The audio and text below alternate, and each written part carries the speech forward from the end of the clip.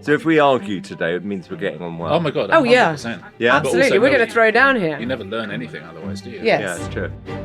It's the music business. So my job is to make money for you and me. And that was the deal. And if I saw an opportunity, you jump on it. Decision to show the kind of people who turned up. And some of them weren't very good. Right. I see.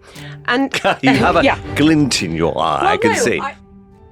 The vast majority of people, they made a lot of money and got what they wanted, which was fame. So certain people, yeah, they've just got it in for me. And there's nothing I can do about that. I mean, they signed up to what they knew the show was about. And if you don't like that, then I suggest become an accountant or a gardener or something where no one knows who you are and you won't have that problem. This episode is presented by EE. Marina, are you hosting or guesting for Christmas this year? Normally, every other year, I am a very grateful guest, but I'm now a slightly trepidatious host. Yes, it is me in the apron having a meltdown over all the cooking. No, I don't think I'll have a meltdown. It's a lot, isn't it? Yeah. But you have to just keep saying to yourself, it's just a big chicken. Just a big chicken. Just a really big chicken. It's just a really enormous chicken. We are also hosting this year. Looking forward to it very much. If you are hosting, then EE has the best broadband technology. If you are guesting, then EE has the best mobile technology. And my goodness, you need it at Christmas, right? Yes. The third babysitter, the distractor. Just when the family walk into the house, it's hello grandma, hello granddad. What's the Wi-Fi password? I might need that. Yeah. Get the best connectivity for your home and your phone with EE. And if you're guesting, lucky you, EE has the best mobile network to keep you connected to music, maps and backseat streaming for the kids when you're travelling. Search EE does more. Hello and welcome to this special episode of The Rest is Entertainment with me, Marina Hyde. And me, Richard Osman. Hello, Marina. Hello, Richard. So it's a Q&A episode. It is. But we're not answering the questions. We have a special guest in the studio. Our guest today is Mr. Simon Cowell, who is probably the most significant television producer of this century, I would say. Certainly would have a claim to it. Oh, yeah, I think it'd be impossible to think of someone who was more significant. I think people think of you as a music industry figure, but you are literally the behemoth of television in the last 25 years, Simon. Well, I kind of jumped on it. I didn't sort of start all these ideas. I heard about it and I just thought, I described it like a train. Jump on the train because it's going to happen. So we've got to be a part of it in some way. And that was really it. Yeah, but you weren't just a part of it. You then took it over. But that's good, which is impressive. We will get on to all of that, I'm certain. Shall I do a little potted history of Simon's please. background? Okay. Is this actually true? You were a runner on The Shining. No, I tried to be, right. But Stanley Kubrick, the director, don't ask me why, wouldn't hire runners. It must have been a superstition. So I couldn't even get a job for like £11 a week as a runner on The Shining. Happily, you then landed in the EMI mailroom. EMI, a record label, which we have to explain for those who are younger. Well, it was actually EMI Music Publishing, but you're right. It was all sort of, the music business, yes. You then had your own label, which went bust in one of many life lessons for yourself. I know you like to teach yourself life lessons. Yep. You went to BMG, did A&R. There were a lot of novelty records at that time, which was kind of against the grain of a decade, but you signed Robson and Jerome, who were two guys who were in a TV show called Soldier Soldier. Yeah. And they had an enormo hit with they did. Unchained Melody. Yep. But then the chapter of your life that most people will know you as, because you became front of house, you became a judge on a new show called Pop Idol, which attempted to find a kind of recording artist. That was the moment you went stratospheric. You became a completely sort of different type of figure. You were mean, you were imperious, you were the puppet master in many ways. And that's when you thought, perhaps I can own this rather than being that on someone else's thing. You thought you could make it for yourself. You created The X Factor, Britain's Got Talent. You had the biggest shows on both sides of the Atlantic. Well, it's always been a summer show mainly. Yeah. So it's, over the years, I mean, I think, we did our 20th anniversary last year and it has remained the number one summer show. Yeah. So, yeah. But your new Netflix show, Simon Cowell, The Next Act, is about you And it's about you putting a boy band together. Is that the right way to categorise it? That's it. Good title, by the way. Oh, do you like it? Cullen, I think is really, really smart. We are going to get onto it because we both just watched all of it. Did you? Yes, we did indeed. We've watched it all. Let's start, shall we, with just some crowd-pleasing stuff. Okay, we'll start with X Factor. As Marina said, you started on Pop Idol, which was you and Simon Fuller put together. You then morphed that into X Factor, which you cleverly owned a lot more of. But the question is not about the finances of the things. The question is from Fraser. Which season of the X Factor was your favourite? Not as a producer, but personally. Oh. It's a nice gentle start, Yes, isn't it? a nice start. I think Leona Lewis's year, because that was the first time, honestly, when she sang Summertime, I'll never forget that, where I genuinely thought, oh my God, we found, from the UK, a global star. I really did feel that in the moment. And she's the nicest person in the world. I mean, really, an absolutely great person. So I think that has to be my favourite, yeah. I mean, I've obviously liked other seasons. Is that the best single? Is that the best single? I think it was. Bleeding Love. Yeah, one of my favourites, actually, yeah. Actually, it was So written... A Moment in Time was the... Was the winner single. But then Bleeding Love came afterwards. Yeah, okay. And actually, Bleeding Love, believe it or not, was written for a guy. And I got the demo. And one of my A&R people said, we've got this, found this great song and we're going to give it to a male singer. I said, no, it's a female song.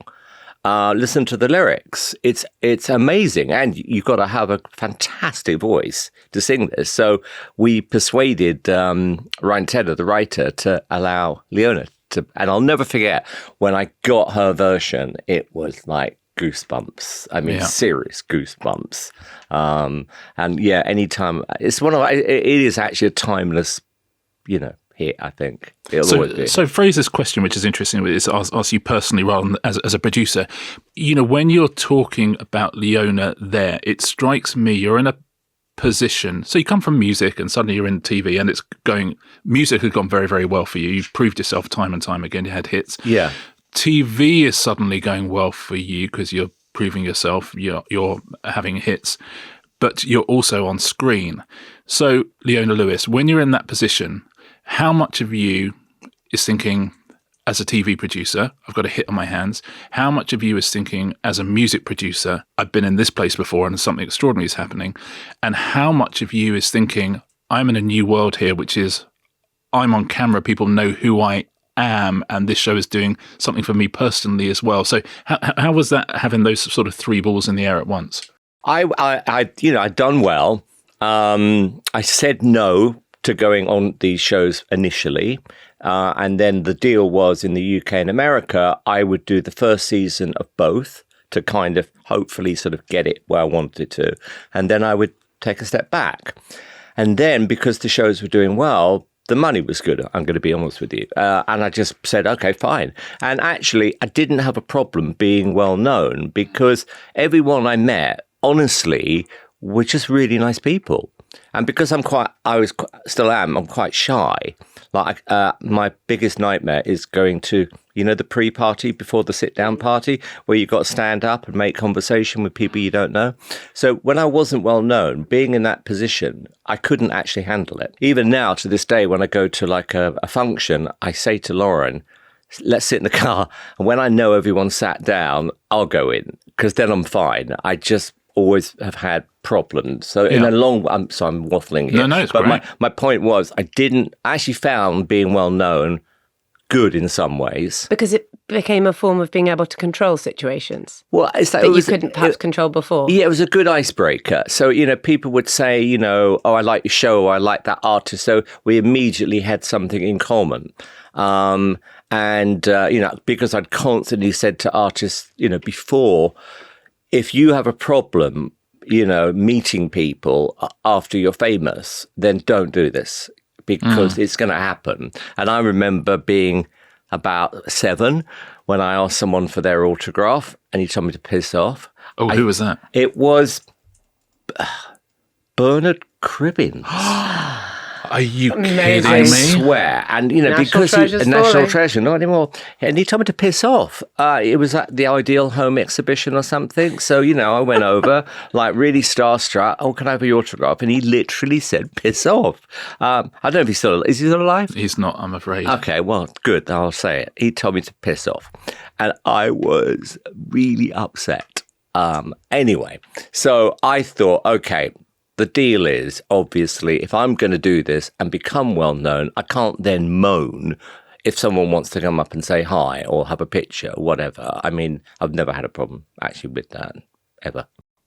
And then you've worked with a lot of famous people behind the scenes. Had that taught you anything about fame that you found useful? I mean, everybody who had come to me, whether it was via my labels before I made the shows or came on the show, they all had one thing in common.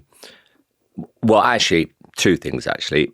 Mostly it was having a successful music career, or in some cases, I just want to be famous. Yeah. So we had both. And you'd always sit with them beforehand and go, there is something that comes with it, lack of privacy, and you've got to deal with it. Yeah. And if you don't like that, then I suggest become an accountant or a gardener or something where no one knows who you are and you won't have that problem. We were talking about executive producing. You're an executive producer on the new documentary. And something that's interesting about the newer documentary in comparison maybe to things you've done before is that I think that you've identified the fact that authenticity and a certain amount of rawness is in the ascendancy now. And in all the ascendant media, those are the popular things that people want to see. I wonder if that is achievable when you're the executive producer of your own documentary. Oh, that's a good question. I went to a company who make Drive to Survive because I like that series. Box to Box. Box to Box, yeah. And I thought it'd be interesting because they've mainly done non-music things. And then I met the executive producer, a lady called Cassie, who I really liked. And we kind of had an agreement with essentially whatever happens, we are going to have to show. Because if we're going to show the real story from start to finish, there's going to be bumps.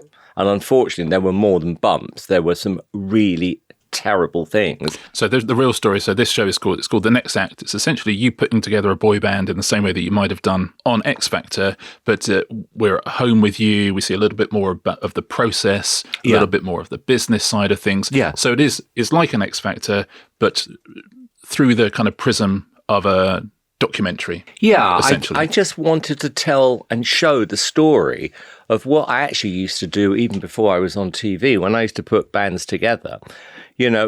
It sounds corny saying that, but actually you've got to be a catalyst to find talented people and decide actually that person with that person. It doesn't become times 2, it becomes times 100 if you get it right. So you've got to find those people, persuade them, because most people want to be a solo artist. Yeah. And you kind of got to convince them. It will be a great way to start your career by being in a band. Yeah. And fun, by the way. So we just decided, okay, fine. Then whatever happens, there'll be cameras everywhere. So we'll just show it. I'm interested in the first episode, you're talking about how to sort of reach your market and what's the best tool to reach your market. And you say, oh, I think it's radio, and then there's a billboard. Now, I think like almost every listener to this podcast knows now that those things don't move the dial anymore. Did you really think that radio and billboard was the best way to reach your market? Because, of course, we get the turn halfway through the episode where you think, oh, my goodness, we're going to have to do something completely different to what I've done before, something modern. Did you really think that radio was the best way to meet them? Well, I thought it was a good start, when we talked about it. It was a pretty big poster I was going to put up, And you authentically believed that they would be reachable via poster? Well, I thought it was a good start, and good start to the documentary. Yeah, well, no, which is different to I a good actually start thought we'd get a lot of people applying. I mean, I actually did think that, but then also in the back of my mind, it was I know how many people drop out. When you cast for anything, there's a big dropout. So at the moment in the documentary, and when I actually said, well, after putting up this huge poster, doing a lot of radio, how many people have actually applied? And actually, the biggest issue really was the website, which was created. The website was like trying to log into Apple TV times a million. It was so complicated. And I thought, why are we making it so difficult? So let's do social media. Heard of it? Yeah, a lot. And actually about 60 more radio interviews. So it was a bit of both, really, just so we could get the numbers above 1,000. That's what was my goal. I need over 1,000 people to apply, because if we don't, I don't think we're going to have a chance. Yeah, I think what Marina is getting at here, and I do think I watched all of it, and you are brilliant at what you do. And the band, it feels to me, I mean, they're great. Thank you. Genuinely, cheers. They seem great. But what I thought I was going to watch was something a bit that had more authenticity, if that makes sense. And I think you're so brilliant at controlling narrative and understanding what people want and understanding how to give it to them, that I wondered if you execing that show meant that we missed out on some genuine authenticity. Because I felt a number of times there were moments where you were saying, oh, this is a big problem. Oh, I don't know what's going to happen here. And I thought, I think you do know what's going to happen here. And no, listen, it's very, very watchable. Richard, pinky thummy, I didn't. Okay. I absolutely didn't. I was living and I was in a bit of a bubble. I had a gut feeling that we've got to check the numbers. So I wasn't going to go into this without... Well, not even just this bit, but throughout, there are a number of moments where I'm thinking, this is much more X Factor than I thought it was going to be. And by the way, that's absolutely fine because I promise you, it was all genuine. What you see is what happened, and there weren't any second takes. So when we're talking about the audition process, as an example, very good acoustic in those glass offices. I was amazed. I thought it was wonderful. So when you're doing those auditions, what you say, which of course you never said on X Factor and those previous shows where you were much more the kind of impresario and the controller of all of them, what you say is there's a filter room and then people, the good ones, are sent through to me. And when that was done, I thought, oh, great, because that's good. Because we all know that's the case. And so I thought, yeah, that's some authenticity. Yeah. But then why did we see some rather unfortunate, less talented people, much in the way that we always used to, in that sort of slight X Factor theatre of cruelty way, where we just get to laugh at them because they're useless and you get to be quite rude to them? What happened was we didn't know how many people were going to turn up. So normally on, say, Got Talent, I know there's X amount of people per day. On this, we didn't know. So on the first morning, it was so nerve-wracking that until it was about 12:30 when I could leave my hotel and go to the venue, because at that point it was raining and no one had turned up. So I thought this is going to be really, really humiliating. And then because I have a cut-off at 8 o'clock, my brain's fried beyond 8. So I said, look, we're going to cut off at 8, which means we're going to try and see everyone. So we set up 3 or 4, as you said, filter rooms. There were a couple of filter rooms who were sending people through who they thought were good and I thought were terrible. But by the edit, I appreciate by 8 o'clock that evening, you know that you're not sure you've got to shoot enough coverage so that you've got some stuff. Yeah. But by the time of the edit, perhaps you didn't need to show the unfortunately untalented ones at all. But perhaps it wouldn't be an authentically you show if you didn't. Well, that is the reality with auditions, is that I've always gone with if about 0.5%, if you're lucky, of the people you see are going to be good. So there were some not so good people. And so, I suppose it was a decision to show the kind of people who turned up, and some of them weren't very good. Right. I see. And you have a glint in your eye, I can see. Because it reminded me, and I think I expect you, and one thing that we have had lots of questions about from lots of different listeners actually is duty of care. Yes. And the vibe shift between X Factor, where initially you would have the auditions, and then I think it became so successful, that kind of the theatre of the audition process, that eventually you moved it to it was live and you had an audience watching auditions. Yeah. But I think that we all detect a vibe shift since then, that you would have I wonder how your view of duty of care has evolved over. Oh, a lot. I mean, we've always tried as much as we can to look after our artists. I mean, you send them out into what I call the real world with as much advice as you possibly can, with, you hope, great managers around them. You know, I always partnered with a big label, BMG, Sony, so I had a massive infrastructure. I was a tiny little cog in their company. So I made money in the same way as the artist did. I got paid a royalty. The artist got paid a royalty. And yes, when you... sometimes the manager would bring an artist to me. In the main, we would take artists to management, hoping that they would be looked after, not ripped off, and prepared. And then over time, whether it's discussions about mental health and duty of care, that has become much more something we think about, talk about, and acknowledge. I mean, that is, you have to. Certainly episode 3 in this, the end of episode 3 is a sort of black title card that says, in loving memory of Liam Payne, who was, of course, in your band One Direction. And during that episode, when the news of his death breaks and it becomes part of that episode, you obviously realise that you have to involve the parents of these, in some case still children who are potential members of the band, and you get them all together. I'm mentioning your son Eric, who's 11, because you put him in the documentary, and you talk about him as a sort of motivating factor for kind of embarking on this quest at all. But one of the children's mothers says, if your son, what would you say to Eric if he wanted to be in a band like this? And I guess I would just perhaps firm that up slightly and say, if Eric was 15 and came and said, someone else, not you, wants to put me in a band like this, would you and Lauren let him?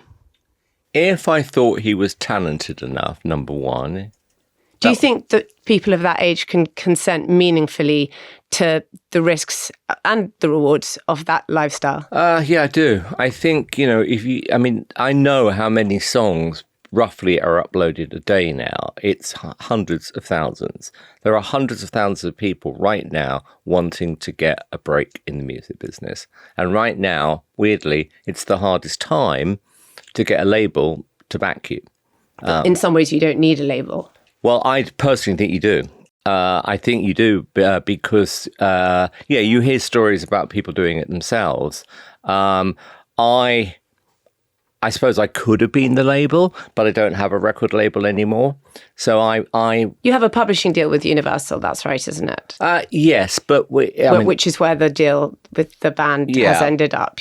But the record deal had to be with a major company. Yes. Because I know how much you have to invest, what it takes logistically. It's like you've got to put together a little army, particularly a band. If you're going to put them in a house, just the costs involved are ginormous. You think, though, in 4 years, your son would be able to consent to that? I have an 11-year-old among my children, and I have a 15-year-old among my children. And while some things change in that time, I think it's amazing how unformed and vulnerable they still are at 15. Well, look, there's two. I completely hear what you're saying. On the other side, it's sometimes at that age there is a window. Which is, you got to just take the opportunity. And these boys, they were young, most of them. And it was like, if they don't get this chance now, what are the chances for them outside of this? Has that always been your view of the music industry, that it's one of the great ways of lifting young and talented people out of a life of sometimes of terrible disadvantage? Well, and some have very sad endings within those stories, but others don't. And these are... Yeah. That's showbiz. The music business I've always found very elite. So when I was running a label, I would be on the receiving end of what people thought of the records I was putting out. And I was embarrassed, humiliated. I mean, everything. It was just But I remember you once giving a quote in an interview saying, everything that is shit in this company, Simon Cowell does. Yes. This is when you were working with nice many boss. puppets, the Power Rangers. Yeah, Really, I remember you really supportive. Yeah, but you know what? It wasn't great that whole time. But you've got to lift yourself up and go, I don't really care what you think. This is what I believe is going to sell. It's the music business. So my job is to make money for you and me. And that was the deal. And if I saw an opportunity like Robson and Jerome, you jump on it. Yeah. And other people were laughing at me. And I mean, I was, God, so many, because we outsold Oasis that year. And I remember the press was just saying the most vile things about me and Robson and Jerome because we dared beat Oasis to number one. I want to say I think it was the biggest selling single of that decade. Is that correct? Well, certainly for 2 years, they were the biggest selling artists in the UK. There's a lovely question actually from Brian Atkinson, which we've already answered, but he said, does it give you a sense of quiet satisfaction? Actually, it was a good way of putting it. Does it give you a sense of quiet satisfaction that when people talk about Britpop and the Battle of Britpop, they conveniently forget that Robson and Jerome actually had the biggest selling single of 1995. I think it's funny. I mean, you can't take it seriously. I mean, I saw an opportunity. It took me a few months to persuade them, but eventually I did persuade them to get into a studio because I thought if I get them into a studio, they're going to hear it back and they're going to hopefully like it. I offered them $100,000 actually. And I said, look, it's yours. You can keep it, but you've got to go into the studio for one day. And they did. And once I got them in, they called me and I won't use the words they said. You bleep, bleep, bleep. You did this on purpose. I said, well, of course I did on purpose, because I wanted you to believe that you could do this. What is it that's in your brain and not in other people's brains that were able to see two guys from Soldier and you immediately saw pound signs where other people didn't see them? Well, I had a really good friend who was in the telesales department because that's when we were manufacturing records. So the record shops would phone all the telesales teams at all the major labels if there was a demand for something. So this lady called Denise said, do you know Robson and Jerome? And I said, nope. Well, everyone's trying to buy their version of Unchained Melody. And I went, okay, leave it with me. And so I tracked them down and took me a few months. But to your point, I'm not a snob. And a lot of the people I work with were, I think, snobs. Mm-hmm. And I just don't understand that mentality. If certain people like something and other people don't, what does it matter? I don't think it mattered. I mean, if people buy Zig and Zag and enjoy all the Power Rangers, I mean, who cares? It didn't bother me. Apart from the fact, there were some uncomfortable meetings. I had to, and I had to sit there. Okay, what's new? And I would go, okay, here we go. I've signed the Power Rangers.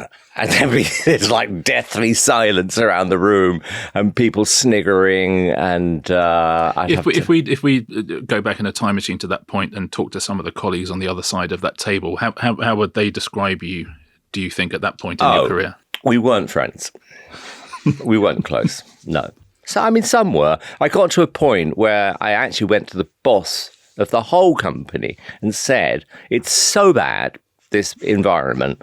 If I've got to work with another label. I just can't work here anymore. And if you don't, I'm actually going to walk. I will break the contract and walk. I can't bear this any longer. It was so bad.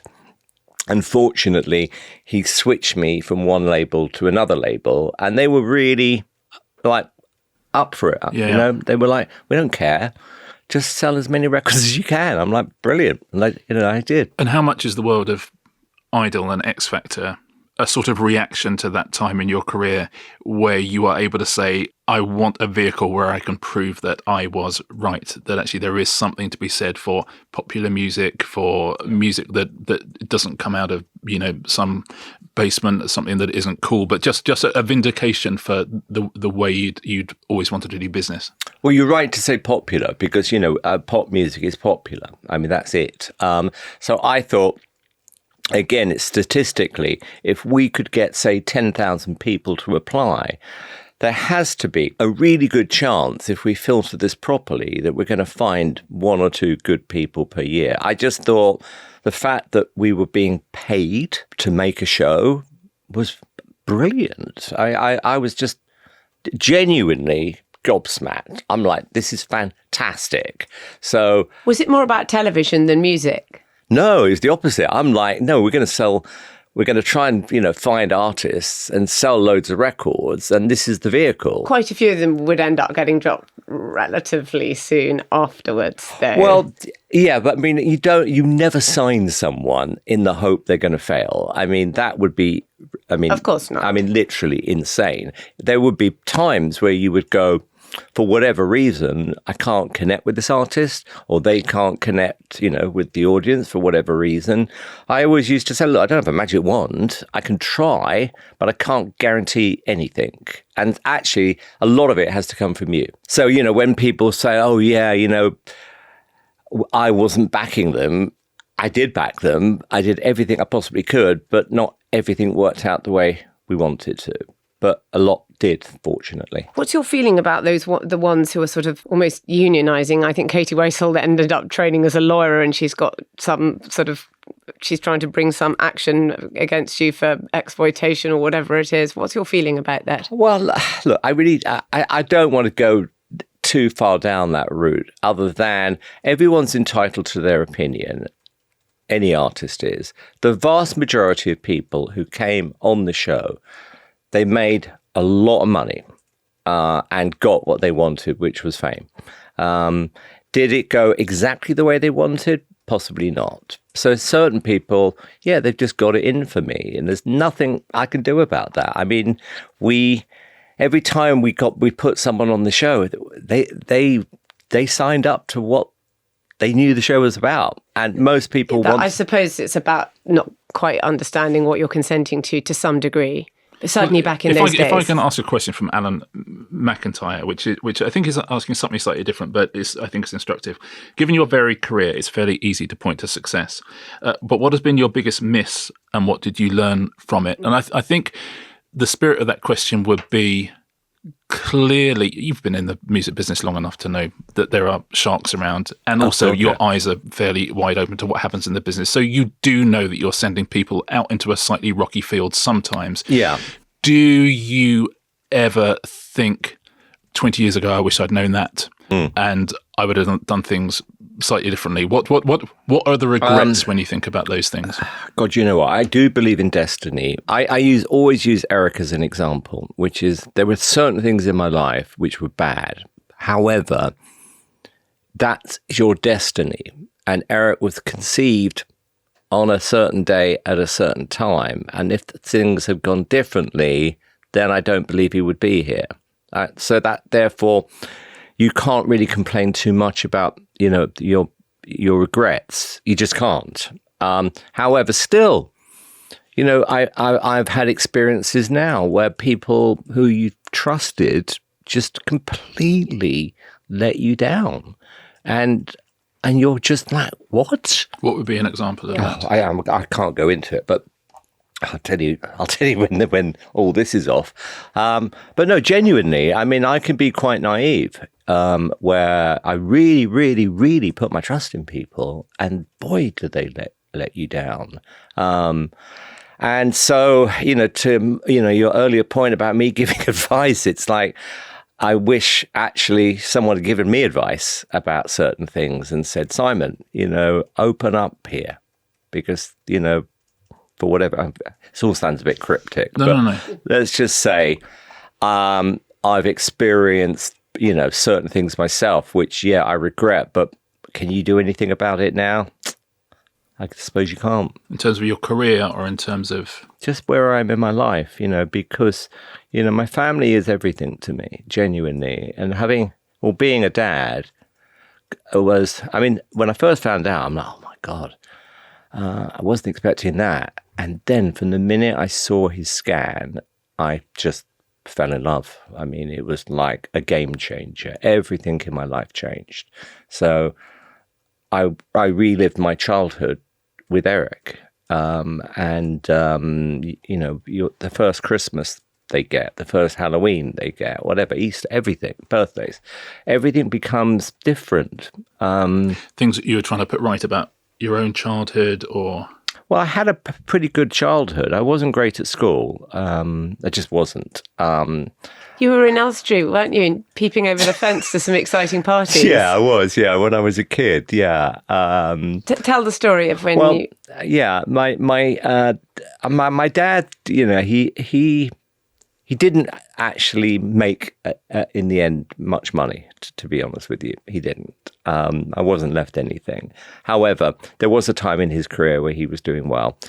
And our next door neighbours, they ran MGM Studios. So they used to have this big party, like once a year, I think it was. And we would literally peek over the fence and see people like Elizabeth Taylor, Richard Burton. And I was mesmerised by it. But the funny thing is that I didn't want to be the actor or the actress. I wanted to be the person who had the party. And his name was Jerry Plattner. And he was a really cool guy, and he had a really fun wife who I remember her really well. Her name was Pam. And I think that was the trigger point possibly in my life, thinking, God, that would be cool, to be in that sort of world. To be the impresario. Yeah. To be Gatsby. Yeah, probably, yeah. Yeah, it just looked great. It was like really glamorous old school party. I can remember it vividly, and I must have been really young.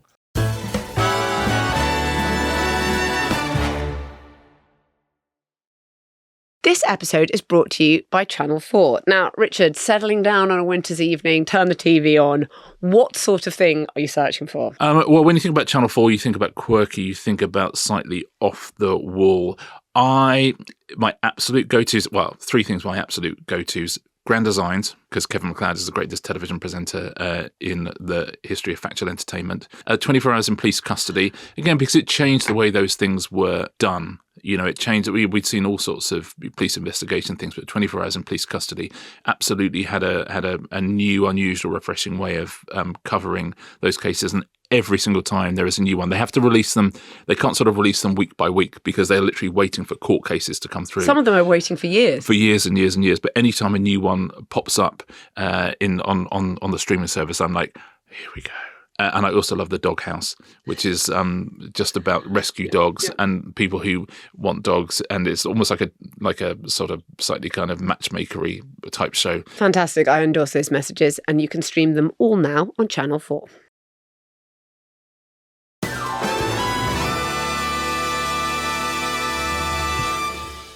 If we go back, sorry, just when you were talking about Eric and how it's changed your attitudes, which I think it does for most people.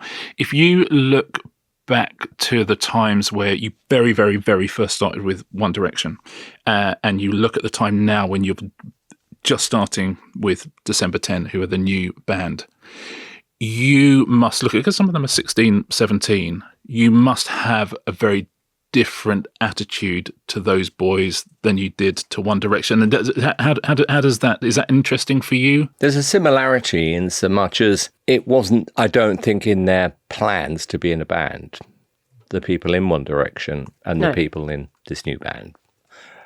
It was because obviously with One Direction we just made that decision. It would be best for them in the moment. I could just do it, see what happens. With this, I did this because I'm a great believer. I always say this to people in their teens. If you want to start your career in music, I would really recommend you start in a band. Always team up. You team up, and you've got friends around you, and it's more fun, and you learn who you are. Doing it on your own is really, if you don't write your own material, it's almost impossible right now, I would say, to get a label to back you, or to do it yourself. I mean, it's like a lottery out there. But when you're looking at John or Nicholas, a bit of you is looking at Eric, right? Yeah. Which is, but that's a very different experience for you. It is, and you're right to say that, because Eric wasn't born when One Direction became a band. No, he was there during the auditions with me, Eric, and he just loved it. And he almost got a bit starstruck with the boys, to the point where they're doing a showcase next week and he's going down with his mates to see them. And he's just so excited about it. And that feeling is, I can't explain it. It's just the best. the fact that my son really is into something I've done. Because when he first played me a One Direction record, I was on holiday and he played me What Makes You Beautiful, because he's always playing songs. And he said, do you like this? And I said, yeah, I know the band. No, you don't. I said, well, I do. I work with them. No, you didn't. And I was laughing. And then it got to the point where I'm like, gosh, I love listening to their songs because they're brilliant. But at the same time, I'm thinking, I really miss that buzz myself of working with a new band. Because it's not totally clear from the documentary, but I understand it to be the case that you're not just involved in the assembly, you're involved thereafter. Yeah, that's right. You're not just, you haven't just put them together No. and gifted them to the world. Of course you've got a piece of it. Simon Cowell. Yeah. I mean, you always, if you can, you want to be and you stay involved. And how do Universal, for instance, feel about that? Because that can be a friction, can't it, between the label and the manager? Are you officially their manager? Is that what they call you? No. What's your job title? But Sorry. I don't know, actually. Line manager. Manager. I think they are my bosses now. I mean, it's kind of like role reversal, Righto. Okay. It is a bit like that, because it's like, you're talking to X amount of boys and they've now bonded and they're just unionised. And they're taking the piss out of me and they're pranking me and everything else. But I kind of love that. I like that relationship. Yeah, but you are still the most powerful person in that process. You're more powerful than Universal in that process. You're certainly more powerful than the boys. You're Simon Cowell, and I know it's hard for you to come to terms with because you wake up as you every morning. But in terms of that process, in terms of that whole documentary, you are the big dog. Well, yes, to a point. I think my job really is, well, first of all, you could try and find them a manager who you trust, but they had to make the decision themselves. Mm-hmm. We let them meet a number of people. They chose someone, and I think they made a really good choice. We like that you think their name is a good choice. We find it very funny because it's got the feel.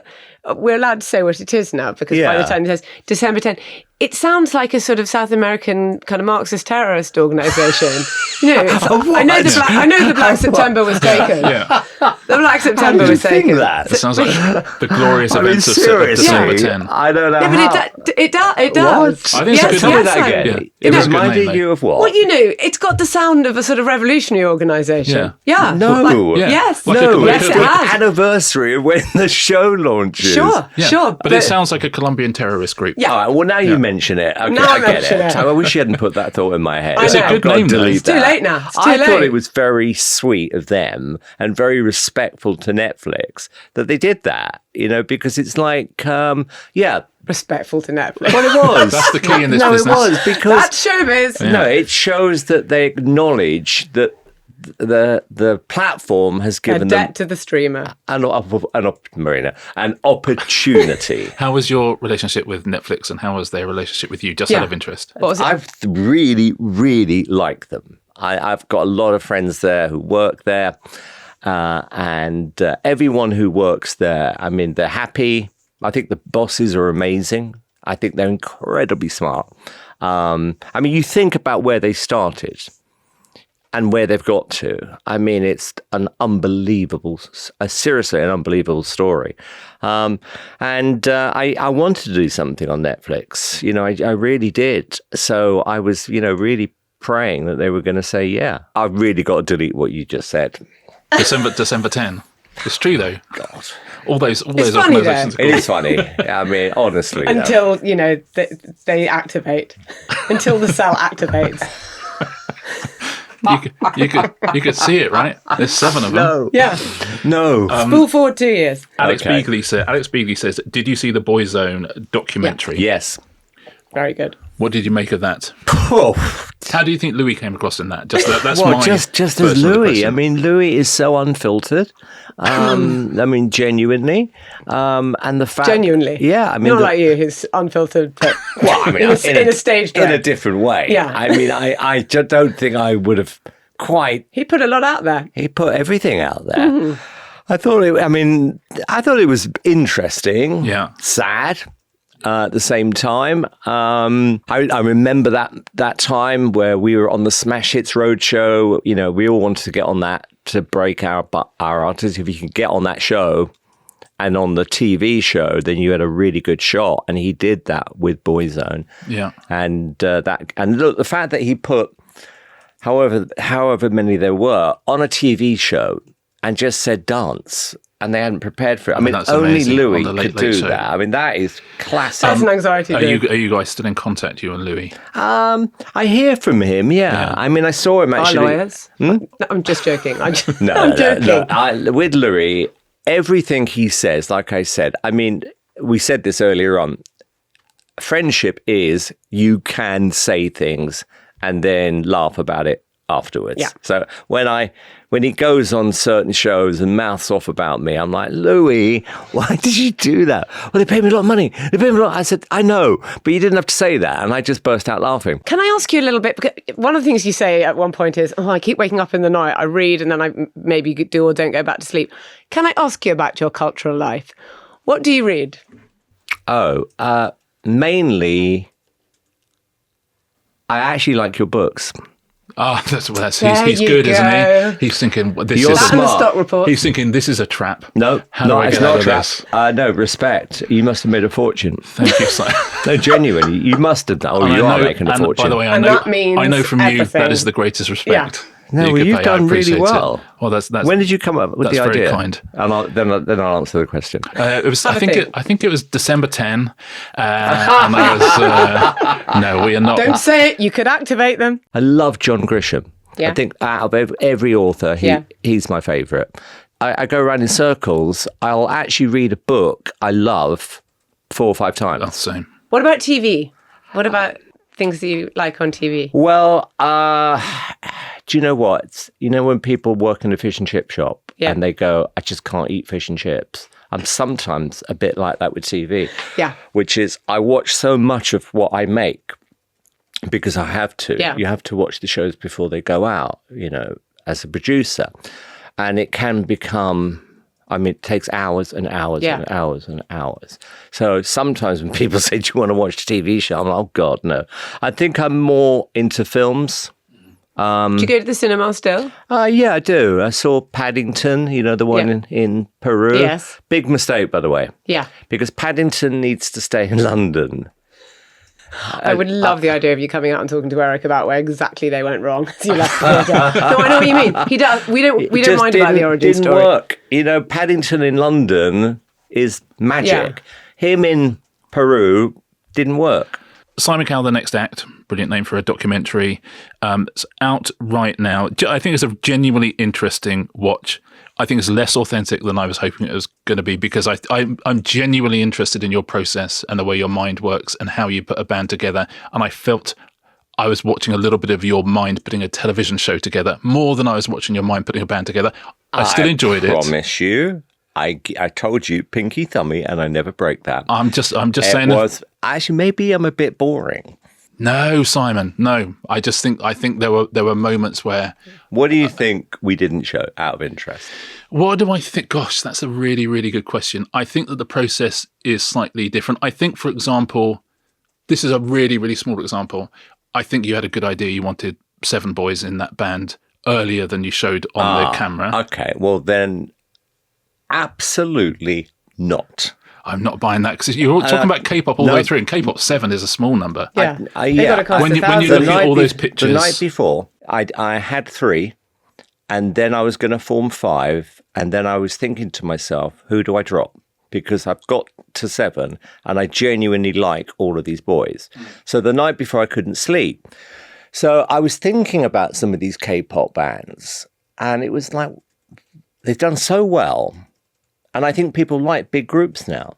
So why am I dropping people for the sake of it? see, as a viewer, I'm thinking you thought that a long time before. Nope. Because, and if you didn't, then I'd be surprised because you're very bright. I promise you, I give you my word. I made the decision on the day I did it. And I told Lauren about 30 seconds. I said, right, this is what I'm doing. She said, you've lost your mind. I said, okay, who would you drop? And she went, yeah, you got a point. And I didn't tell anyone around me, didn't tell the producers, didn't tell my team, I didn't tell anyone. I promise you, it was like in the moment, a bit like I think in a good way, a light bulb moment. But as a viewer, genuinely, I'm spending 15 minutes going, I know it's going to be all 7. I've really got to see you looking at all of these pictures again and again and again. Saying, sorry to disappoint you. I don't know who to drop. I mean, is it him? I mean, if you look at this picture... But that's good though, isn't it? Well, no, because I knew that you were going to have 7 people. Well, okay, well then you should do what I do. Because we got to a point where I really started to like these boys and I could see them bonding and I just couldn't lose 1 or 2 of the boys. And then when I saw all 7 of them, I went, actually, they look amazing. So when they had that first meeting, and there weren't allowed to be any cameras in that meeting that we were told had gone really wrong. But luckily, when you have the meeting at Universal, all the cameras are in a room. I'm so pleased. Where you have a publishing deal. Okay, look, the publishing deal, by the way, is completely separate from the record deal. But the cameras were not separate from that meeting, which I was thrilled about because we amazingly got to see the moment they got the record deal. I'll tell you off camera what happened. Right. Other than... There we go. It's totally authentic. It'll tell us off when it happened. It is, I have to say, it's very watchable. I think they're going to do incredibly well. I'm not an expert, but I do know a good song. So when I heard, the soundtrack of the Demon Hunters, when I heard those songs, my God, these songs are amazing. Golden. I mean, it's one of the best pop songs I've heard in years. So, credit to them. They did a brilliant job. Anyway, cut to our band. When I heard their first song, I just personally, like Bleeding Love it. And I hope other people like it. And I hope other people like the band because they're just regular kids, they're really nice people and I really want things to go well for them. Will they continue to exist, or will they now exist just as a band, or will there be more sort of shoulder content? Will there be other breakout series about their backstage life? I hope if it's successful that we could do that. I mean, I'm still got cameras, with them now. Of course. I went down to see them the other day and they did prank me actually twice. And then I pranked them back because they told me in a meeting that one of them is going on Love Island. Like, what? That's a good prank. Yeah. To be fair. Anyway, so then I pretended to phone his girlfriend and tell her.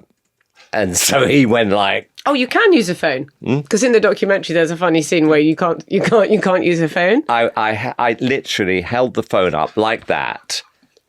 And just was talking to myself, pretending I was talking. We're being so mean to you. You're being really mean. It's all good humour. It's all good humour. My favourite bit in the whole thing is when you tell them to do bye bye bye just to get a dig in at 5 for turning that song down. That's such a good. And they do a beautiful version of it. Do you like it? Yeah. Oh my God, that's why we were hoping that was going to be the first single. Well, it's available. Can't do bye bye bye. Simon, thank you so much for coming. Thank you so much for coming. Funny, by the way. No. I mean, seriously. Well, listen, we are very grateful to you coming in and answering all of those questions. We didn't even talk about Britain's Got Talent, probably the biggest show in the whole world. Yeah. That's how much Simon has done. So we talked about America's Got Talent, so we have to regard that base as ticked for this moment. That is covered. But thank you so much for coming in. So Simon Cowell, The Next Act, it's on Netflix right now.